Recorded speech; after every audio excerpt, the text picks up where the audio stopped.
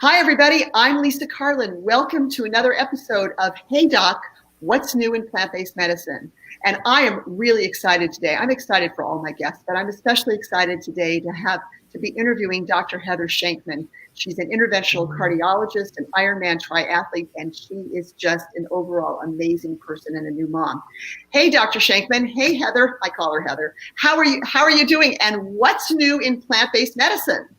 Hi, Lisa. Thanks so much for having me. So what's really new is that the American Medical Association has recently released a letter recommending that the dietary guidelines for 2020 through 2025 indicate that meat and dairy are optional.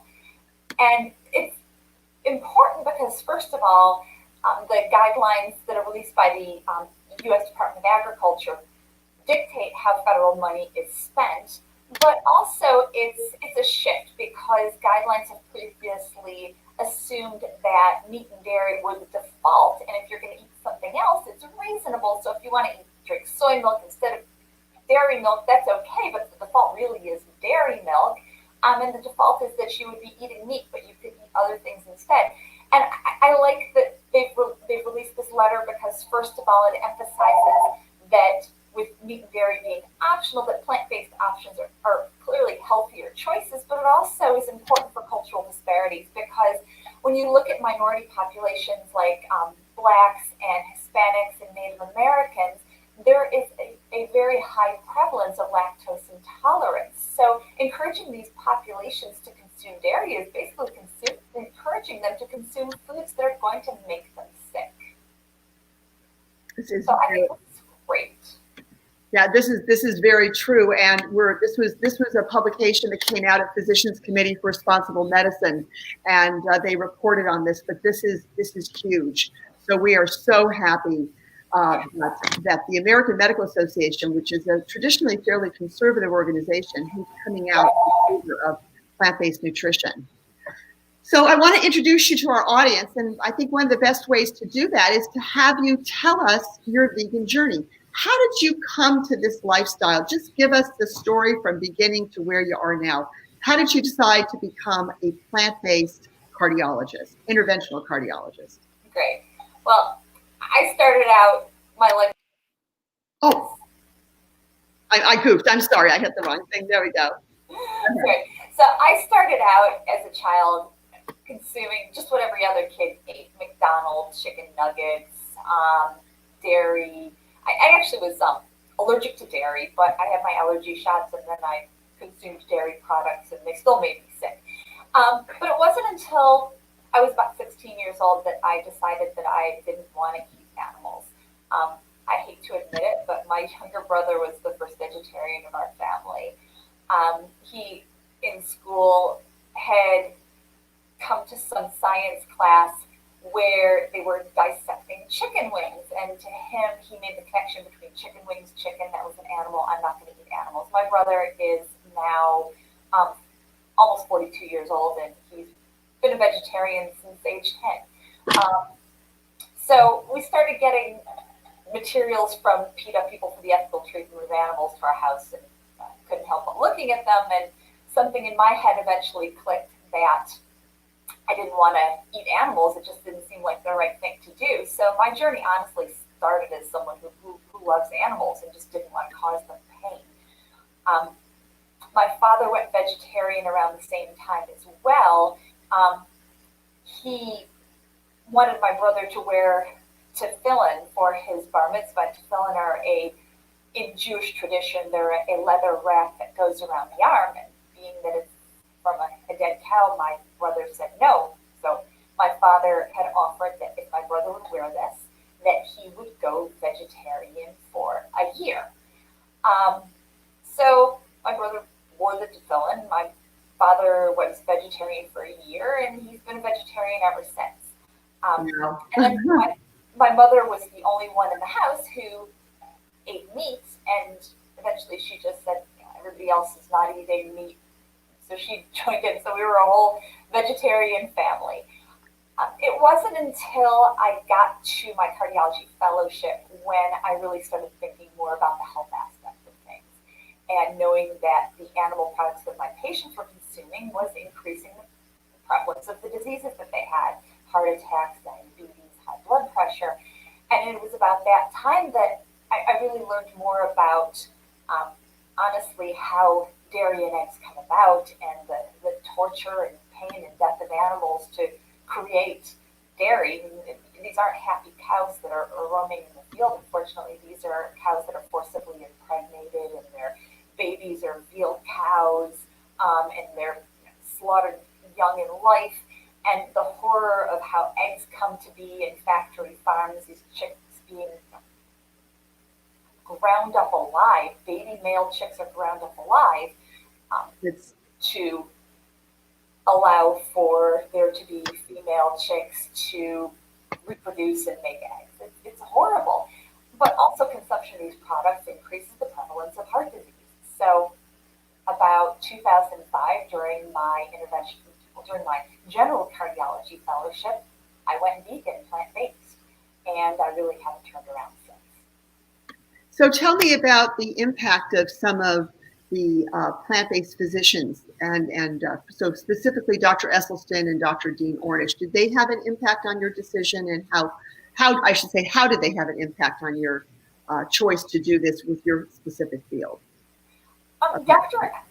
Esselstyn and Dr. Dean Ornish both are early pioneers in research on plant-based diets and heart disease, and both of them, in a nutshell, their research demonstrated that a plant-based diet can, even in the sickest of people with heart disease, can reverse plaque buildup within the arteries and can help people to live longer, live better. So that was pretty powerful information, and the data that they produced really showed effects that was more so than any cardiac medication that we provide. That said, medication is important in heart disease. I consider lifestyle and diet to be an adjunct to work with medication. So it definitely shaped how I practice medicine. Love that. And then let's talk a little bit about your athletic endeavors, because I think it's part of, I want to sort of paint a picture of who you are for our audience. And until recently, you were a competitive athlete, and you competed in over 100 competitions. 2 of them were Ironman triathlons, and you competed in the Maccabi Games. So can you talk a little bit about how you transitioned into that avocation, really? Because you did a lot. I'm a little bit competitive, and that's probably an understatement. So being active and athletic is something that I've tried to do probably ever since I started medical school. I just realized that being fit and exercising helped me to feel better and to think better. So during my cardiology fellowship, shortly after I went vegan plant-based, I decided that I was going to do a triathlon. I had a foot fracture, and I couldn't run for a long time, and I loved running. I always felt like that kept me sane. So I started doing spin classes and swimming to keep me in shape. And once my foot finally got better and I started running again, I thought, why don't I just put these all together and do a triathlon? And in the fall of 2005, I did my first triathlon. It was a sprint distance triathlon in upstate New York on Canandaigua Lake. I was living in Rochester, New York at the time. And I thought it'd be like one triathlon and I'd be done. But I had so much fun doing that the next year I signed up for a bunch more races. Part of the reason why I moved to Los Angeles, actually, my brother and sister-in-law were living out here, and they had one child at the time. But I decided that after I finished my cardiology training, I want to go somewhere where there's nice weather, and I can swim and run and bike outside all year long. And I got involved in the LA Tri Club and 40th racing team, and I did my first Ironman distance triathlon in 2010 in Lake Placid, New York. I was able to compete in the Maccabi Games. Look at you here. Here you're coming across the finish line. Is that your time? That is my time, 14 hours and 45 minutes, yes. And that was your first one. And then I know you're going to go on and talk about the other ones as well, but that was a great first effort. Now, can you compare and contrast like a simple triathlon to an Ironman? What is the difference in terms of the miles that you run, the swimming and the cycling? Okay. Well, a sprint distance triathlon, typically you're done in like an hour and a half or less. It's typically like a swim that's about 500 yards or so. There's really no standard distances for a sprint triathlon. The bike can be like 12 or 13 miles, and then the run portion of it is usually about 3 miles. An Ironman distance triathlon, however, is a much longer race, and it is a day, basically. The swim portion is 2.4 miles. The bike is 112 miles, and then there is a marathon run. In other words, a 26.2 mile run, and those are done back to back to back. And let's look at you again. Look at you coming through. Looks like you've got some energy left as you cross the finish line. Oh, I was exhausted. I was so exhausted. My parents drove out from Michigan, where they lived at the time, just to see me do that race, and I hobbled. What happened? What happened? Oh my goodness. She disconnected. I don't know how that happened. Let's have her come right back in. Hold on. Let me call her. So technology sometimes comes in. Looks like she's coming back. There you go. I'm here. I'm so sorry. My phone came. I don't know what happened. You suddenly disappeared. Let's just pick up where we left off and move forward. So okay. So where we left off. Now, I was telling you that my parents drove out from Michigan to see me compete, and I was hurting. Like I injured my knee like maybe 5 miles into the run, and I wasn't going to drop out. Like I was determined. I need to finish this race. Like there's no question. It has to happen. And my parents saw me hobbling along, and like halfway through, and like I said, I'll be there at the finish line by 9:30, which would have been a 14.5-hour finish. And 9:30 came along, and I wasn't there. And my parents are sitting in the Olympic Oval of Lake Placid, New York, watching everybody come across the finish line. Just a little bit past the finish line is the area where there are ambulances, and the med tent and ambulances pulling in and out. And my parents are thinking, oh my God, Heather is in one of those ambulances. Well, 9:45 comes along, and there I am. I come across the finish line, and for the camera, I put like my biggest smile on, even though my knee was killing me. And I got across the finish line. I could barely walk. Like my parents had to drive me back to my hotel and drop me off because I was in that much pain. And my dad said to me, I remember this, he said, Heather, promise me you will never do another Ironman. Yeah, right. And I said, okay, sure, I won't do another Ironman. And at that time, I thought, nah, I don't need to do another one of those. But then 2015 came along, and all of my friends were signing up for Ironman Boulder, and I didn't know how to win my sign up. What about this one, 2013? Oh, that one. Oh, we'll talk about that first. Yeah. So I went to the Maccabiah Games in Israel, and that was such a cool experience. I actually competed in 4 different events there. And you were representing the United States. Yes, representing the United States, which was so cool. There are athletes from 70 different countries, Israelis and Jewish athletes from all over the world. It was so cool. And there's this competition called the Maccabiah Man and Woman competition. And it was a 4 different sport competition. There was an Olympic distance triathlon in there, but there was also a time trial bike race, which was like a 16-mile sprint on the bike. There was a half marathon, which we ran in one of the suburbs of Tel Aviv at like 9:30 at night was the start time. And even at that hour, it was like 85 degrees outside with 90% humidity. I mean, it was just brutal conditions. And then there was a 5-kilometer swim, so a 3-mile swim. So these events were all within the course of 4 days in like crazy hot weather.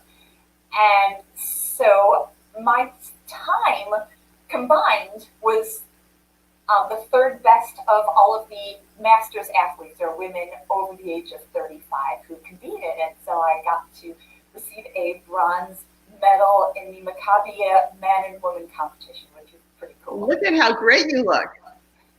Thanks. Congratulations. That is Thank fantastic. you. And then that led up to 2 years later. Yes. So 2 years later, I had the opportunity to sign up for Ironman Boulder. And I trained for this, and I did not tell my parents I was doing it because I knew that they would freak out. So did all my training, and like a day before the race from Boulder, Colorado, I went to Facebook and I checked in to Ironman Boulder. And like, I think a minute later, I got a phone call from my mom. What are you doing? I said, Mom, I'm doing an Ironman tomorrow. And, you know, I thought like my coach was there. My boyfriend at the time was there. I said, Mom, I'm going to be okay. So I did the race, and I actually finished faster, 5 years older, and I took over an hour off my time. It's 13 hours and 33 minutes. There you are. Wow. Yeah, I felt good about it. So you are an Ironman triathlete ×2 and a bronze medal winner at the Maccabi Games in 2015. That is incredible. So let's talk about cardiology. Yes, let's. When did you start practice? When did you begin your practice post fellowship? What year was that? Because you were at Lakeside, I think then. Right. I finished my fellowship in 2007, and I came out to Los Angeles. I joined a practice in Glendale. I worked there for about a year and a half, and then I joined another group based out of various parts of the San Fernando Valley. I mean, I was working out of offices in West Hills, Mission Hills, Encino, Sherman Oaks, Burbank, North Hollywood. And I was with that group for about 9 years. And then about 2.5 years ago, I made the decision to go out on my own and open up my own practice, which is where I am currently. I have a solo practice in Tarzana, California, which is in the San Fernando Valley, just north of like LA proper. Yeah, I love that. I think it's wonderful when you can have your own practice, then you can dictate exactly. You're not anybody's employee. So you get to do exactly what you want to do. And I'm sure it's made, we'll talk about motherhood, but I'm sure it's made motherhood a lot easier. Yes and no. We'll talk about that. Probably not as much help, but we'll get into that next. So let's talk a little bit about how you take care of your patients. You're an interventional cardiologist. You know, I know from, as a former nurse, I know that in medicine, when someone's having a heart attack, the anxiety goes up. You must be as cool as a cucumber because you treat patients that are in the middle of having their heart attack. You take them to the cath lab, and I guess you're good at video games because you're now threading these catheters up their vessels into their heart to open their arteries. Can you talk a little bit about that in a way so that our audience understands what an interventional cardiologist does? And then let's go on to talk about your strategies and your goals for your patients. Sure. So as an interventional cardiologist, I am able to open up blocked arteries in the heart. And that's particularly important in somebody who's having an acute heart attack. There are certain kinds of heart attacks where going to our cardiac catheterization laboratory and having a procedure to open up an artery as soon as possible is very important because that will literally save heart muscle and save your life. So I enjoy the challenge of that, but that said, a lot of those patients are very, very sick. And I'm always very grateful when I'm able to take care of somebody who's very sick and save their life and see them walk out of the hospital. Time is of the essence at that point. Absolutely. They're not scheduling these procedures. These are emergent procedures where you need to, and I know you've always lived pretty close to many of the hospitals, and I know you now live close to the hospital, so you can get there pretty quickly. But it's got to be very challenging to do that. So you see patients, and your goal is to not do angioplasties on them, and your goal is to prevent them. So let's talk a little bit about that. Okay, so the prevention starts as soon as the procedure is over and I can talk to the patient. So I like to show my patients the pictures of their arteries. So this is your blocked artery before we work. This is when you were having pain. Now this is what your artery looks like now. And by the way, look at your other arteries. You've got plaque in other arteries too. So you're going to be on some new medicines, but we need to start talking about lights out. The patient will be lying on the cath lab table, and we'll start that conversation. So we'll talk about the importance of exercise and finding time to do that, quitting smoking if they happen to be a smoker, and then diet. We always talk about diet, and at that point, it's usually a pretty brief conversation, depending on how receptive they are. You need to eat better. You need to be getting fruits and vegetables. Stay away from fast food. I really recommend a plant-based diet. And then from there, if they seem to be receptive to that, I'll say, my recommendation is a plant-based diet. I know that's not how you eat currently, but why don't we give that a shot while you're here in the hospital? And a lot of patients will be very, very receptive to that. Say, okay, I'm here, let's try it. And I will put in an order for a plant-based diet, a plant-based cardiac diet, which would be a diet that has plenty of fruits and vegetables, whole grains, and see how they do. I'll also typically order a nutrition consultation to have a nutritionist come talk to them. Of course, that's something I'll talk to them about, but I always like when there's somebody who can actually sit down with them more at length and go Are you finding that there are plant-based dietitians or dietitians that are familiar with this dietary lifestyle? Most of the dietitians who I've dealt with in the hospital, whether they be plant-based or not, at the very least are familiar with what I'm asking for. They're familiar with the fact that a plant-based diet is going to be healthy and that that's what I want them to counsel my patients about. So you must have been very happy when we passed Senate Bill 1138, the plant-based options bill, requiring all acute care hospitals, all nursing homes, and all prisons to offer at least one plant-based meal option in each meal service. Yes, and I actually spoke in front of the committee to help to get that passed in California. That was fun. You were up in Sacramento, yes. I know. I was there with social compassion legislation. I know you are. I will tell Judy that our president that you were on today, and we talked about that. It's so important. I was in the hospital in May. I actually fell off a ladder and broke my pelvis. I don't know if you know that, but I spent about a week in the hospital, and I was at Kaiser. And what was interesting is they didn't understand how to give me that diet. And they said, yes, we know we're supposed to do it, but no one ever asks. So I was very surprised that at Kaiser Woodland Hills, they hardly get any requests for that. And I think we need to tweak our bill. One of the things I'd like to do is to tweak the bill so that when patients are admitted, they have to sign off that they were offered that. And if they want to choose it, they can. But I think they're not being offered, and patients who may want to eat a plant-based diet don't even know that that's a possibility. So I'm mentioning this now on your show so people know. In California, it is the law. Yes. I was hospitalized a little bit over a year ago when I had my baby. And while I was in the hospital, I was able to get a plant-based diet, and it was pretty good. It just took a couple of requests before I could actually get it, because I think after I gave birth and I was moved down to the recovery floor, they had a turkey sandwich for me. And I don't want this. So very quickly, I got a plant-based vegan dinner tray, and all was good. Good. That's great. That's great. I think some hospitals do better than others, but we need to tweak the bill, tweak the law a little bit so people know that it's there. I think even physicians don't know that it's there for them to offer it. So we need to do more work on that end. But it's a good step in the right direction. So now we've been spending, 6 months or so on COVID. Let's talk a little bit about how that's impacted your practice, and what I think is really important for our viewers to hear is, when do you call your doctor? When do you say, oh my God, I've got chest pain, I think I need to do something. I don't want to get COVID, I'm going to stay home. Can you give us some guidelines to sort of understand when patients should absolutely contact their physicians or go to seek emergent care? I would say that the one thing to really look for is shortness of breath. If you are very short of breath, you need to get medical attention. What if somebody has a sudden intermittent high blood pressure reading? What would you do with that? I actually experienced that the other night with a friend of mine whose blood pressure was like 200 over 110. And before we called the paramedics, we actually just had her rest, realized that she had recently eaten. So I did a FaceTime video with her, and then her blood pressure dropped, and we gave her blood pressure medicine, which she hadn't taken yet, and it dropped. So it was fine. Yeah. But even I didn't know when to intervene. Right.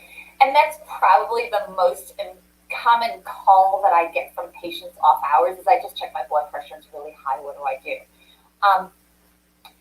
And if it's a patient who I know, it's easier. If it's a patient who I don't know, who I'm covering for their doctor, a lot of times they just haven't checked their blood pressure in a really long time, and their blood pressure has been uncontrolled for a while. And those patients, if they're feeling okay, I'll say you really need to make an appointment with your doctor early next week so that you can get on the right medications.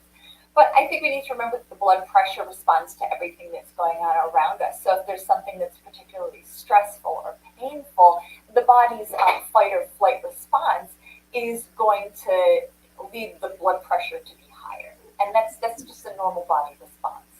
Right. If there's any symptoms associated with that high blood pressure, like headache or blurry vision or shortness of breath or chest pain, that's somebody who needs to get medical attention. But if you're not having those symptoms, then you don't necessarily need to be seen right away. Okay. That's really good advice. And because I think there are a lot, I'm sure, I hope you haven't had any experiences, but I know there's a lot of people, because I've read about them, who have chosen to stay home, elect to stay home, and then there's not a good outcome. So I think it's really important. I've seen that, unfortunately.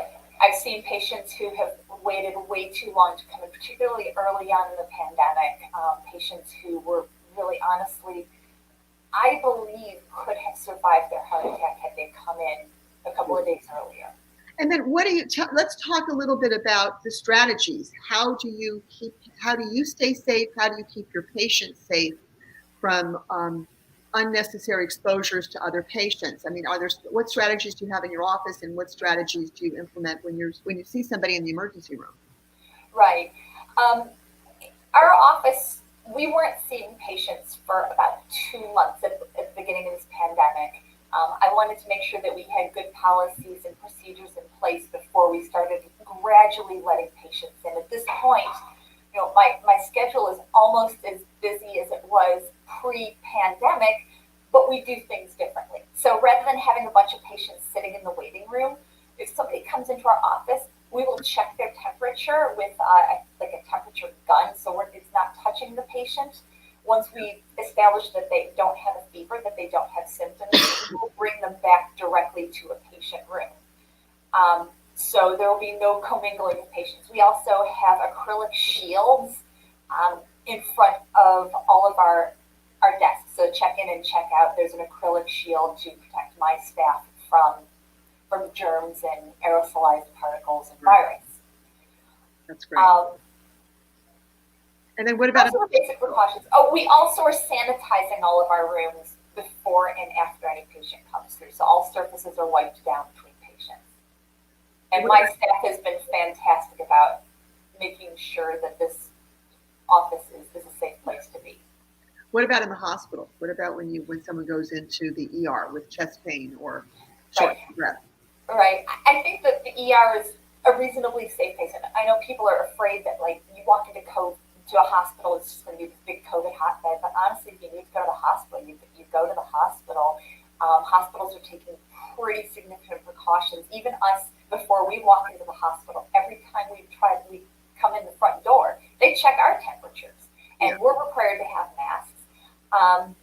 Hospitals are doing a really good job of keeping things clean. I really respect the environmental staff at the hospitals for making sure that the environment is so safe. In terms of what I do as a physician, I do not wear my hospital clothing home. So I will typically change into scrubs when I get to the hospital, and I will change out of those scrubs before I go home. I have given up my white coat back in March. I don't wear a white coat because it picks up all germs, and I just don't want to be carrying a bunch of germs around with me. So before I leave my hospital, I will change clothes and walk out so that I don't have any of the potentially contaminated clothing on me. I wear a mask in the hospital. I wear eye goggles in the hospital. I wear a cap. I keep my hair up. Mm-hmm. In appropriate parts of the hospital, like the emergency department or anybody who is suspected of having COVID, I'm wearing an N95 mask. Good. That's good. because I think everybody's very worried, but we have a new normal now, and I think we're gaining some confidence to see that these strategies are successful at keeping people from reducing transmission. They're obviously not perfect, but they're reducing transmission. Right. So let's talk a little bit about telemedicine. Are you doing telemedicine? I am doing telemedicine. And when is it appropriate to use telemedicine? When do you need to see the patient in person, and what kinds of things can you do? And obviously, if someone is a patient that you know, it's a little different story. But let's talk a little bit about that. Right.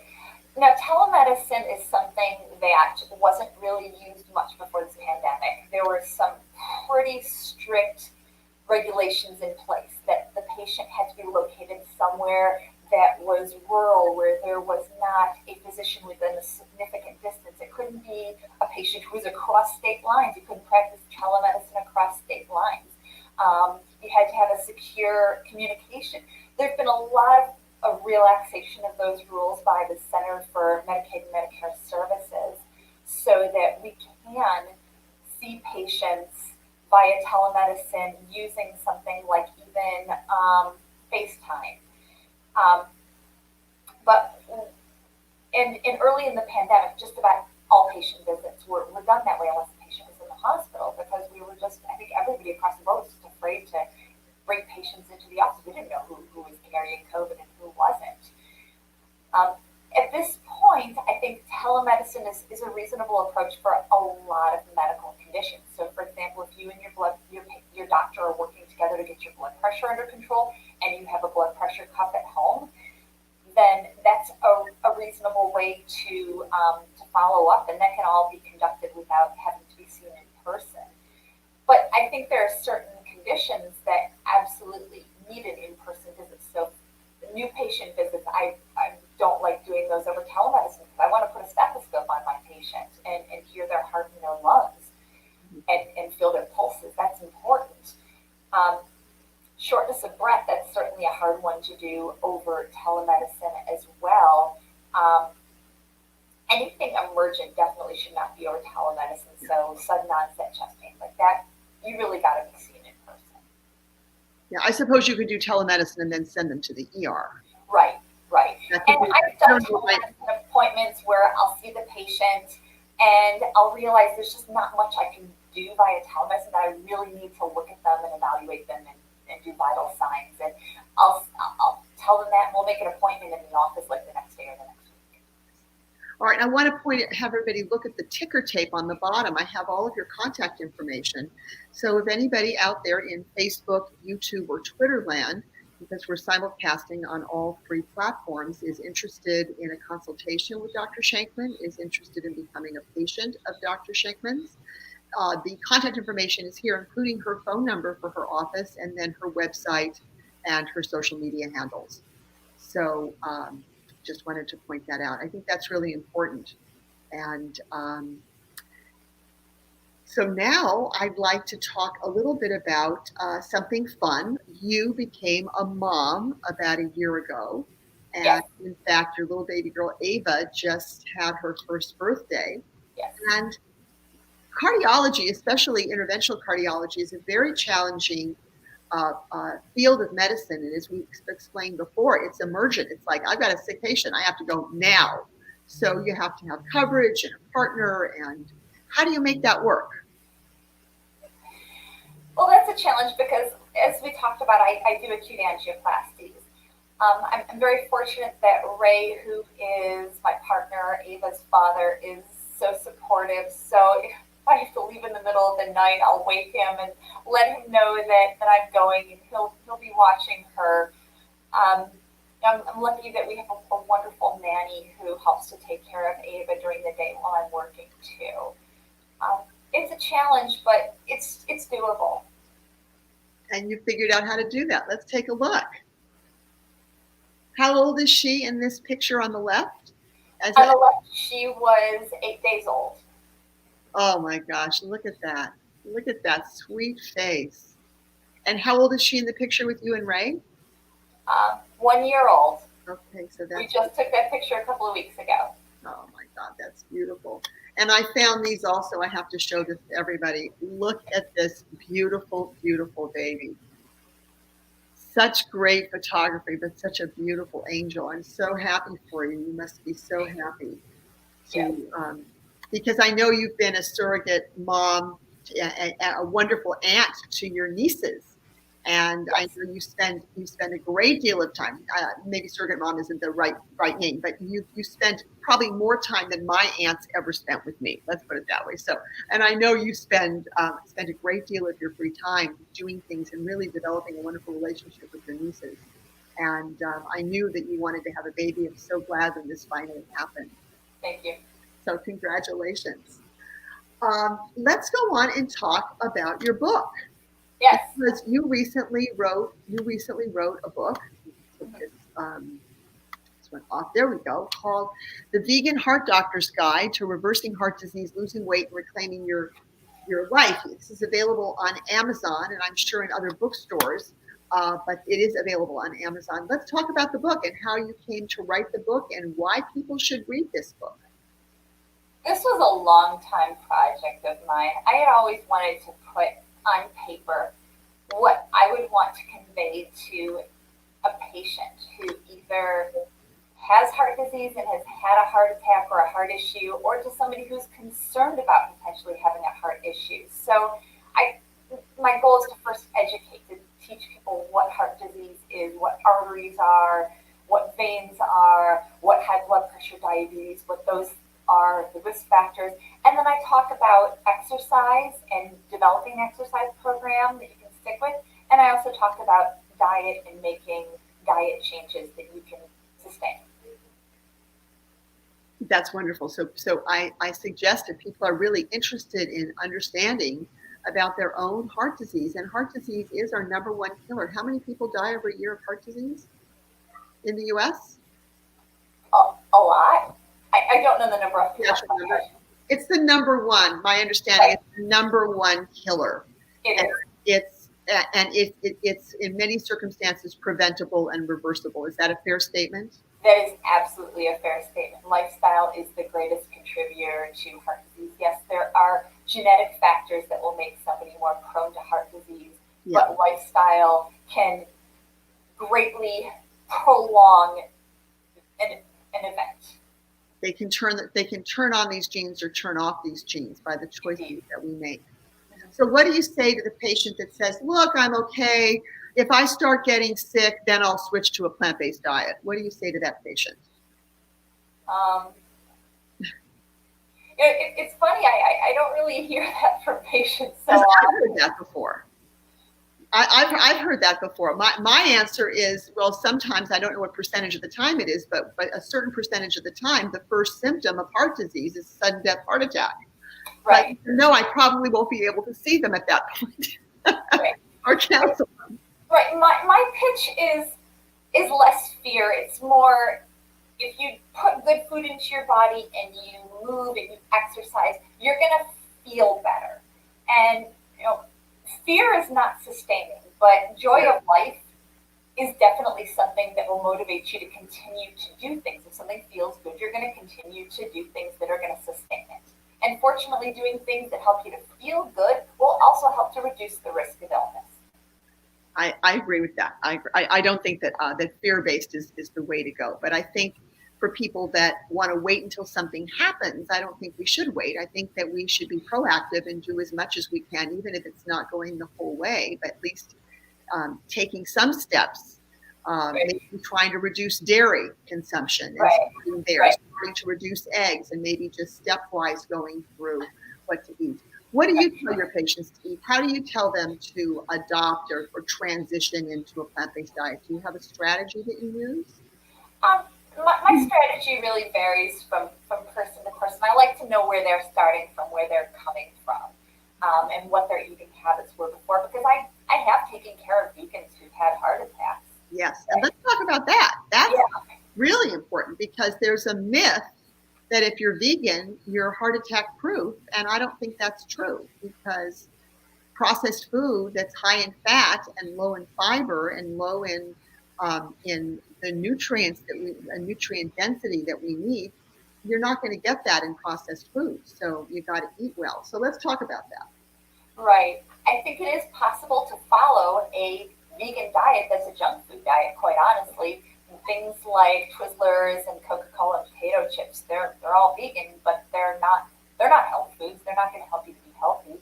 Right. A healthy vegan diet is going to be a more plant-based diet with fruits and vegetables and whole grains and mostly unprocessed foods. Exactly. And I really try to emphasize that I'm not trying to put you on a vegan diet. I'm trying to put you on a healthy plant-based diet. And I have patients who come to me, they'll see my book sitting out in the lobby with like the word vegan on it. And they'll say, I'm never going to be a vegan. I said, okay, you don't ever have to be a vegan. That's fine. But I want you to eat in a way that's healthier because your current eating habits have gotten you to where you are currently. And that may be somebody who's a diabetic, who has heart disease or has high blood pressure. And eating more plant-based is going to help to lower your blood pressure, improve your blood glucose control, and stabilize and reverse plaque that's in your arteries. And I will encourage my patients to, at the very least, first consume more fruits and vegetables and less processed food. Certainly minimize and eliminating processed meat, and preferably eating as little animal products as possible. I've got plenty of information that I can provide my patients about how to adopt a plant-based diet. I tell them that what I've seen and what has been seen in people who have changed to a plant-based diet has really been remarkable. So the proof is in what you observe. And do you find that patients that were very reluctant to take this step then become more interested in it when they find out how much better they're feeling as they begin to eliminate some of the inflammatory foods? Do you see that? I think so. I think that people who do transition to a plant-based diet, who I've seen, who have been skeptical of whether they can stick with it, I hear reports back that I'm not needing as much blood pressure medicine, my weight's come down, I look better, I have so much more energy, and that helps to make it so much more sustainable. That's wonderful. Can you tell us what you eat in a day? Okay. Like, what does breakfast, lunch, and dinner look like for you on an average day when you're not spending a lot of energy figuring out what to eat? Right. So basically your go-to meals.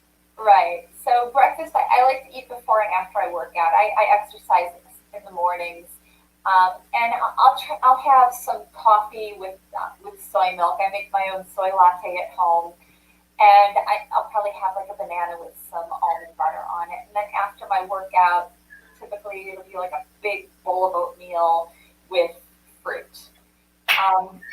Lunch is typically a salad of some sort. With beans or tofu or lentils on it. And then dinner can be like a stir fry or some pasta, which would be usually like a whole grain pasta with like a marinara and some veggies. Usually something easy that's cooked for dinner. That you can throw together quickly. Yes. I don't like spending a lot of time in the kitchen, and honestly, to eat healthy, you don't have to. Yeah, you don't have to. Do you do any batch cooking? I do sometimes when I have time on the weekends. Like I'll make a big pot of lentils to have throughout the week, or some grains or rice. I wanted to ask a little bit about, because I get so many questions about keto and low carb. So what are your views on high carb, low fat versus keto and low carb diets? Right. For heart disease, as it pertains to heart disease, and your understanding of nutrition. Right. So the first thing that I like to let people know is that diets that become popular often are popular because they are saying things that people want to hear. Like a lot of people want to hear that their bad habits are good, that, eating a lot of bacon and eggs, that's really good for you. And so that's going to be popular if they hear that and say, that's something I want to try. The problem is that these foods, processed meats and eggs, actually there is data to suggest that they do increase risk of heart disease and even all-cause mortality. So what I would say is that low carb and keto diets, there is no long-term data on health effects. So yes, you may be losing weight, but the foods that you're putting into your body, these high-fat, often processed, often high in saturated fat and cholesterol. These are things that are not necessarily good for your arteries. I can say anecdotally, I've had a couple of patients who have been on ketogenic diets, and I've seen some cholesterol numbers that have gone way through the roof that just frightened me. And I had to talk to these patients and get them off of their keto diets, but if they continued to have cholesterol levels that were this high, they were putting themselves at significant heart risk. So are you a believer that saturated fat does cause heart disease and raise LDL cholesterol? I think that there is data to suggest that diets that are higher in saturated fat are associated with worse outcomes from health, yes. What about coconut oil? Coconut oil, I really caution patients about because, there's a lot of myth about coconut oil being this health promoting food, but it's a very heavily saturated oil. Areas of the world where a lot of coconut oil is consumed, such as Southeast Asia, has fairly high prevalences of diabetes and cardiovascular disease. So that is part of the argument against consuming coconut oil. Yeah, I like to tell people coconut oil is great as if you put it on your hair or if you put it on your body, but we shouldn't be ingesting it. Would you agree with that? I would agree, yes. But it's amazing because so many people think it's because of the medium chain fatty acids that there's some benefit of that, but they're not just getting that. They're getting the baggage that comes along with this oil that's so heavily saturated. It's about as saturated as butter. So there really is no benefit. So it's always something that I talk about a lot, people ask me about. And one of the things I should have asked you earlier is I wanted to talk about the impact of rigorous athletics. So you were working out at one point at least 6 days a week, and very rigorous workouts. Probably running, I would imagine, how many miles when you were training for the Ironman or for your marathons? How many miles a week would you run? In total in a week, probably 30 miles. Plus, I'd be swimming 3 days a week and riding my bike 3 or 4 days a week. One of those bike rides being like 6 or 7 hours. Yeah, and you've done 100-mile bike rides too. Yes, I have. So you've really run the whole spectrum of very rigorous athletics. So is this a good thing? Is there any deleterious long-term effects on you? First, I think we need to establish that Ironman training and marathon training is way on the other side of the bell curve from where most people are. Most people will fall somewhere in the middle who exercise, and that would be 30 to 60 minutes, 5 days a week. And that's a healthy amount of exercise that's going to be health promoting. Yes. Once you go to more extremes, there's been data that's shown that there is more calcification of the arteries. So, for example, there was a study that looked at men who ran the Minneapolis Marathon year after year and found that they had more coronary calcium. However, there is no data to support that coronary calcium translates to cardiovascular events, fortunately. That said,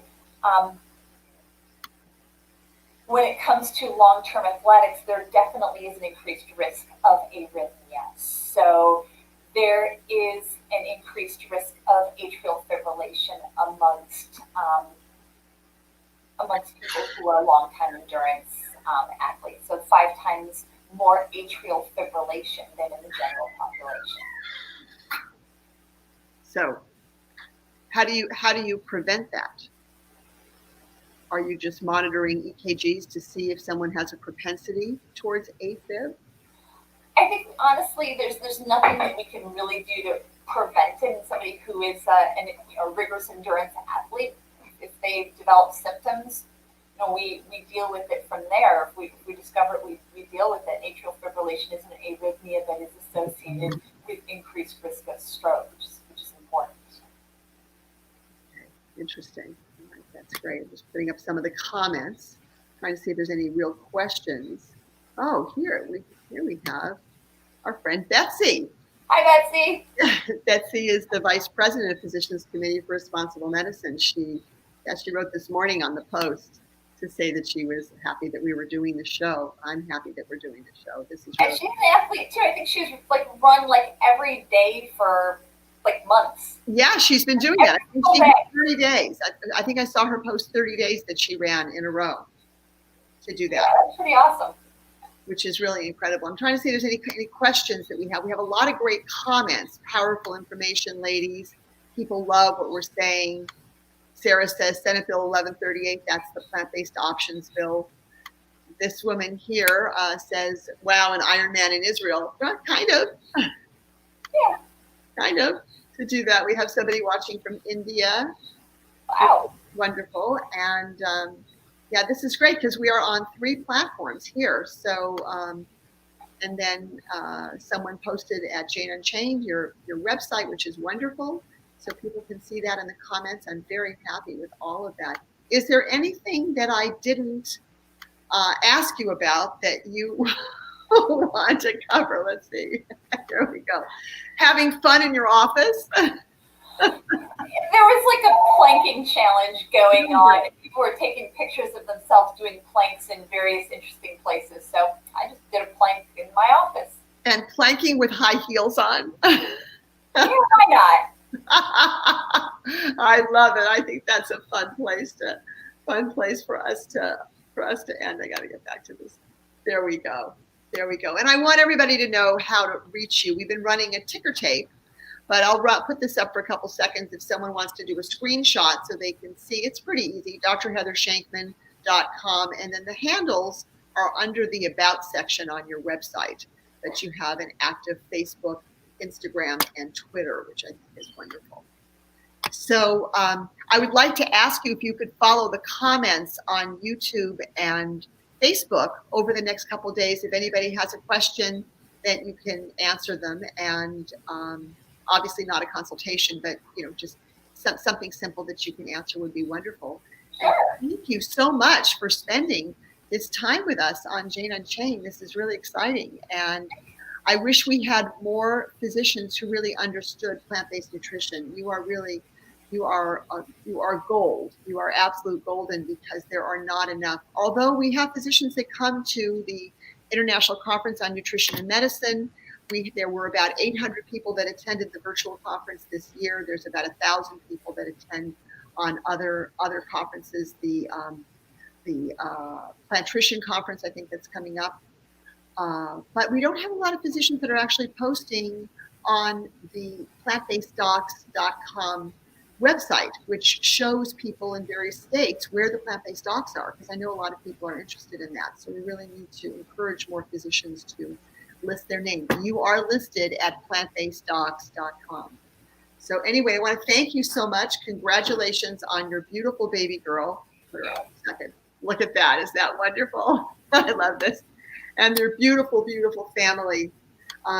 Dr. Heather Shenkman, you are a fellow of the American College of Cardiology. You are extraordinarily well trained, and after your cardiology fellowship residency, you did a fellowship in interventional cardiology. You are as cool as a cucumber, because you deal with patients at the most critical time in their life, when somebody is actually having a heart attack, and you go in there and you fix it. It's incredible. So thank you for doing what you're doing. And I hope we can have you on in maybe a few more months, and we can talk about some other subjects. You got it. Lisa, thank you so much for having me. This was fun. Thank you very much. Lisa Carlin signing off for Hey Doc, What's New in Plant-Based Medicine? Please share the feed, because we want more people to know and to learn about all these wonderful things that are out there and how medicine is changing. Thank you so much for joining us, everybody. Bye-bye.